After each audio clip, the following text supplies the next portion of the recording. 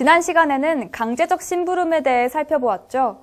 이번 10번째 사례 탐구도 이와 비슷하지만 조금은 다릅니다. 마치 갈취와 공갈이 다른 것처럼 강제적 심부름임에도 불구하고 또 다른, 어찌 보면 더 흉악한 학교폭력이라고 볼 수 있는 사례입니다. 자신이 범죄를 저지르는 것과 타인에게 자신 대신 범죄를 저지르게 하는 것, 어떤 차이인지 확연히 구분하실 수 있을 겁니다. 이번 시간에는 범죄 교사의 사례를 알아보도록 하겠습니다. 후배를 폭행하고 돈을 빼앗는 것도 모자라서 직접 후배 아버지 사무실에 들어가 500만 원이 든 금고를 들고 나왔습니다. 중학교 학생들이 저지른 일입니다. 우한울 기자입니다. 중학생 2명이 고물상 앞에서 서성거립니다. 한 명이 창문을 열고 팔을 집어넣더니 500만 원이 든 금고를 통째로 빼갑니다. 광주 모 중학생 2명이 후배 아버지 고물상에 침입해 금품을 훔쳐간 것입니다. 자신들이 금품을 상납받아온 14살 정모군이 이곳에서 돈을 빼왔다는 이야기를 듣고 아예 금고를 노린 겁니다. 거기 금고를 가져온 형들이 나오래가지고 금고를 가져온 이유랑 그런 거 다 말해줬어요. 안 갖고 오면은 네가 어디 가서 때리거나 그렇게 하더라고요. 정군이 쓴 자술서에는 지난해 7월부터 3학년 일진들에게 상납한 것으로 돼 있습니다. 수천 원에서 시작해 수만 원으로 상납액이 늘어나자 아버지 금고까지 손을 댄 정군은 폭행과 괴롭힘을 견디다 못해 결국 금고 위치까지 알려준 것입니다.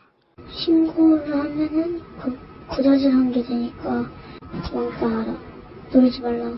금고를 훔친 혐의를 받고 있는 15살 정모군 등 2명도 같은 학교 일진들이 두려워 범행을 저질렀다고 말합니다. 갖고 오라고 그만큼 주저한다고. 내리라면서. 경찰은 폭행과 금품 갈취를 당한 피해 학생이 더 있을 것으로 보고 수사를 확대하고 있습니다. 금품 상납의 문제는 학교 폭력의 여러 사례에 있어 딱히 놀랄 만한 일도 아니게 됐습니다.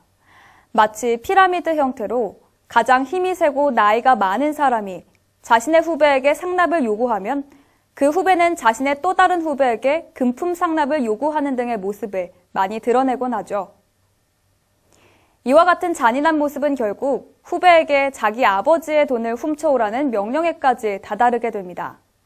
당연히 중학생이니만큼 스스로 그런 큰 돈을 어딘가에서 벌어온다는 것이 절대 쉽지 않기 때문에 자신의 돈이 아닌 남의 돈에 손을 대는 절도 행위까지 시키게 되는 것이죠.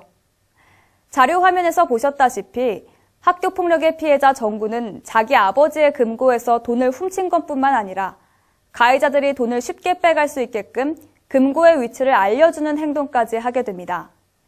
힘이 약한 후배인 정군으로 하여금 자신들의 범죄에 가담하게끔 만든 범죄 교사의 사례입니다.